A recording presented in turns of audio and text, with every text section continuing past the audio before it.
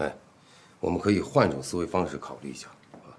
他万一是来我们公司来窃取商业情报，用于他途，你想过没有？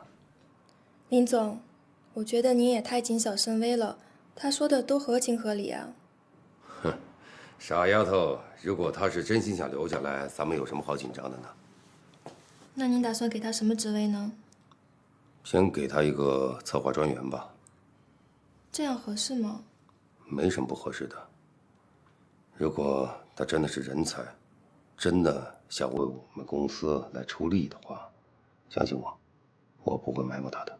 嗯，明白。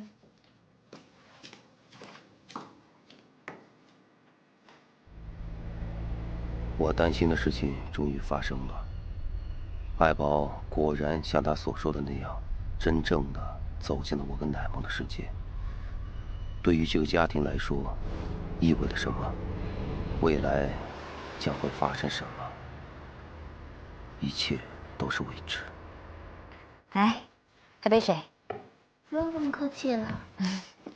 你以后啊，愿意的话，常来家里玩。谢谢。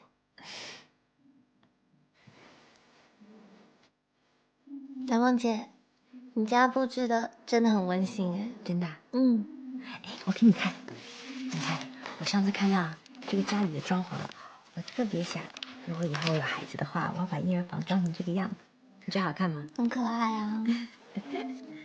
我去帮帮他，你一个人坐一下。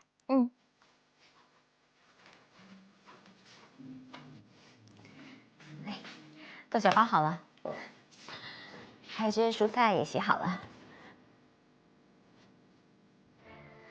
鸡翅就像上次那个样子吧，味道特别好，我想我女朋友一定会喜欢的。